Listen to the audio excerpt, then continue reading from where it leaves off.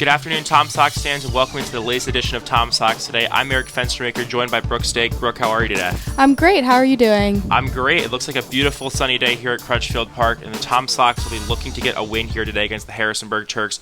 Before we talk about tonight's matchup, let's get back to the matchups we've seen over the last couple of days, most notably Sunday on the 4th of July.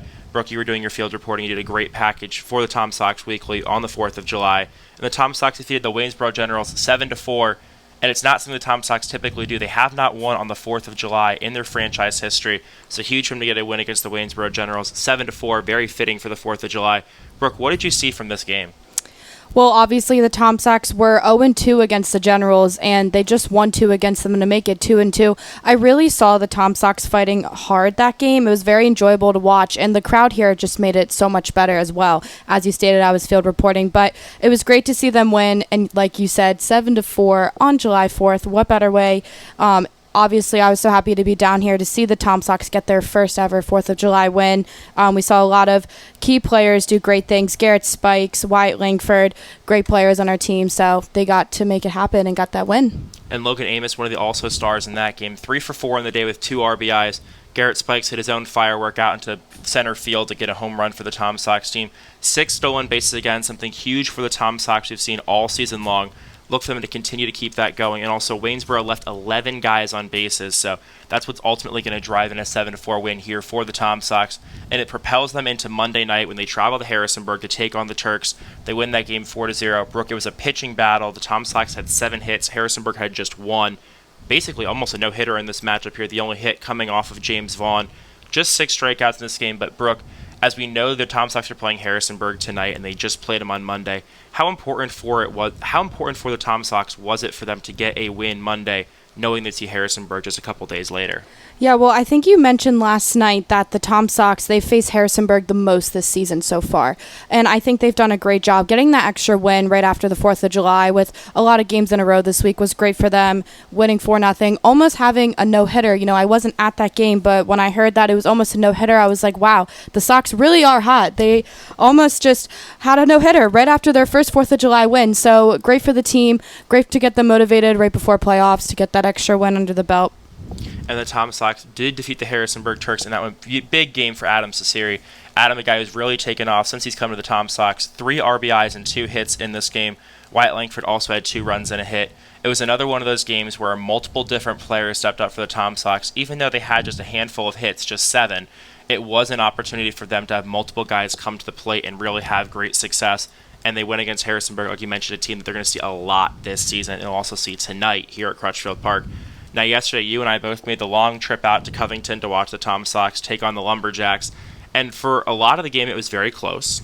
And then the 7th inning came, and the Tom Sox broke it open, scoring 7, ultimately winning the game 11-4.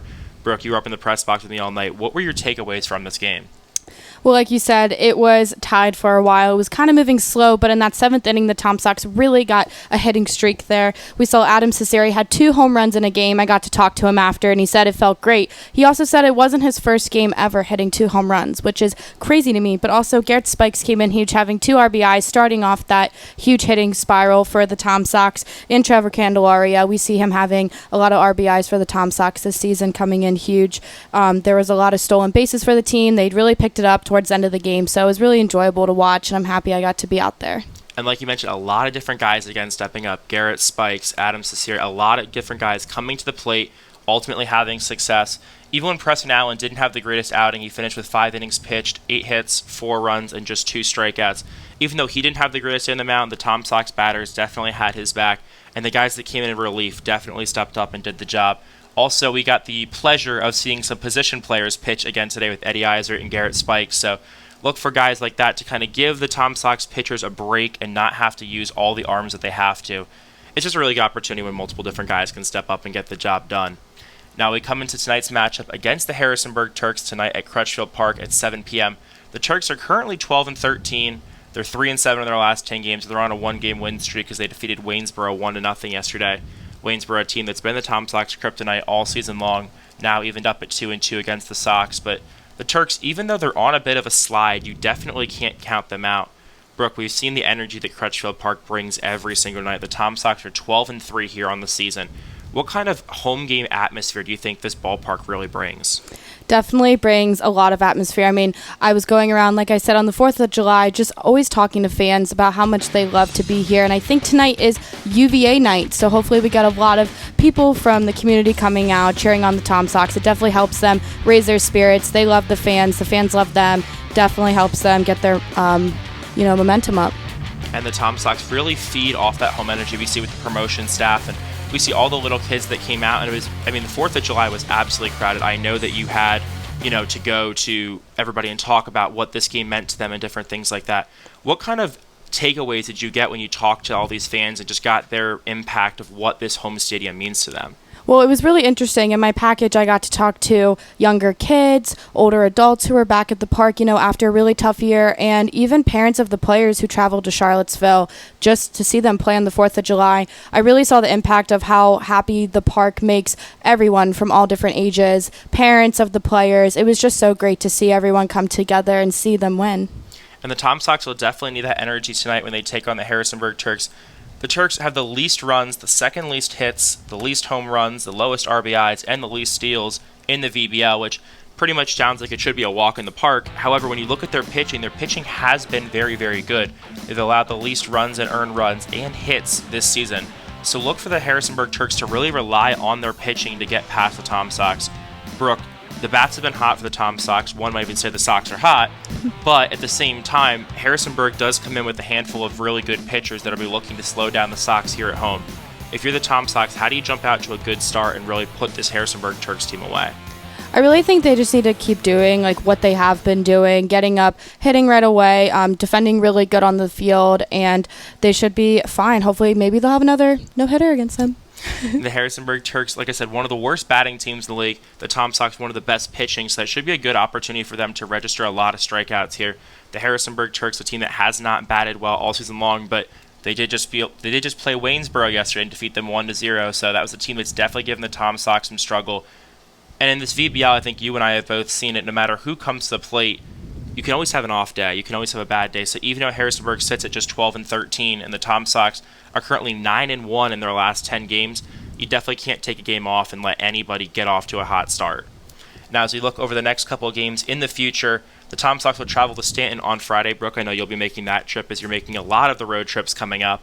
But then you'll see a doubleheader at Newmarket on Saturday. We'll both be there for that game.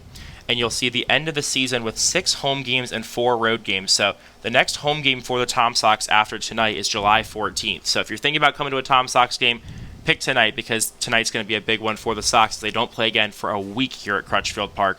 So look for the Sox to really feed off that energy before they go on a longer road trip. And the All-Star game will be on July 11th. You'll get to see a couple different Tom Sox players in that one. Wyatt Langford, Cole Foster, Dylan Yannock, Brady Kurtner, and a couple other guys you'll see doing different appearances there. Christian Worley will also be pitching for the Tom Sox, as that slipped from my mind for a second. But Brooke, I wanted to ask you, because we're talking about the All-Star game, you'll be there and I'll be there covering it as well. We saw the 5 guys get in for the Sox, and we saw Coach Kohler also make an appearance, but there were a couple of guys that I thought played really well this season that didn't get their opportunity as well. If you could put one more guy in just off of anything that you would pick, who would you pick and why? That's a very difficult question, but based off, this season, I think I would have to pick Trevor Candelaria. He's been so huge for the Tom Sox, coming in such special moments, and also on a personal level, he's just a great guy. I've talked to him after the games. He really loves being here. His family's been here for almost a week now, and they love it here. So I think I would pick him. Like I said, though, the Tom Sox players who got selected for the All-Star game, very well deserved as well. So I'm very excited to be out there and cover it and see. I mean, Trevor Candelaria was definitely one of my guys up there. He's been one of the most consistent guys for the Tom Sox all season long. He had a walk-off earlier here at the Crutch earlier this season, so I think he's been one of those guys that's definitely stepped up. I think more recently, I'd probably go with Logan Amiss. He's a guy that more recently, especially on the 4th of July, 3 for 4, he's really stepped up and gotten hot. I think the problem was he just didn't get hot enough before the All-Star break to get that selection, but Logan's been one of the huge guys like Wyatt Langford, so I think he's definitely deserving. But the problem is when you go around the VBL, there's a lot of other teams that are very good as well. Woodstock, Stanton, Winchester, there's a lot of other talented rosters in this league. So although the Tom Sox get just 5, it's not because they're not doing well, it's because this league is absolutely loaded. And the Tom Sox do have to stay hot. They have one of the best records in the VBL, but any given day, anything can happen. But Brooke, as we look out there, it's a beautiful day here at Crutchfield Park, and we'll get to see a lot of fans coming in for this matchup here. Ultimately, what do you see happening today against the Harrisonburg Turks, a team that the Tom Sox are 4-1 against on the season? Well, like we said, I think the Tom Sox are just too hot right now. I think they're going to get another win tonight.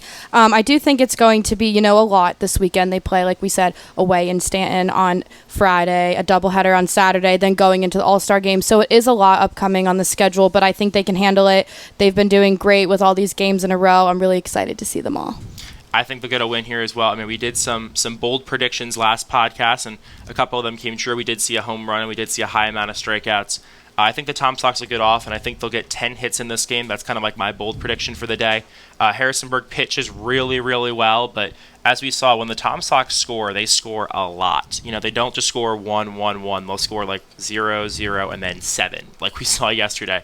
So I think the Tom Sox will be looking to put a lot of runs on the board here tonight. They've had Harrisonburg's number all season long, as I mentioned, 4-1. They're 3-1 on the road, 1-0 here at home. They'll be looking to make it 2-0 on the road. 2-0 here at home this season. So I think the Tom Sox will look to get out to a hot start batting, and they'll look to continue to keep things going. It's just a really great atmosphere, and honestly, it's a beautiful day for Tom Sox baseball. We're going to see fans in the stands everywhere, out in the field, out in the bleachers here. Brooke, if there's one thing you're looking forward to most tonight, what would it be?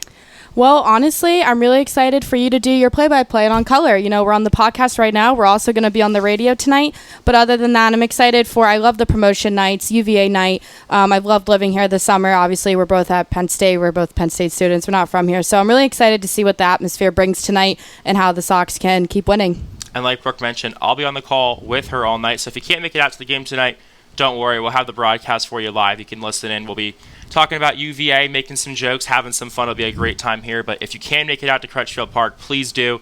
The Tom Sox won't play here again until July 14th, so it'll be a good opportunity for you to get one home game in before the Tom Sox go on the road. Brooke, you'll be on the road for a couple of those games, so you'll be able to watch the Tom Sox live. But if you're not able to make it out for some of those road games, definitely tune in tonight as the Tom Sox take on the Harrisonburg Turks, looking to move to 5-1 on the season against the Turks. Brooke, thanks so much for coming out today. Thank you for having me, and make sure to go out tonight, guys. First pitch will be tonight at 7 p.m. here at Crutchfield Park. For David Argo and Brooke Stake, I'm Eric Fenstermaker. Thank you so much for watching, and have a great day.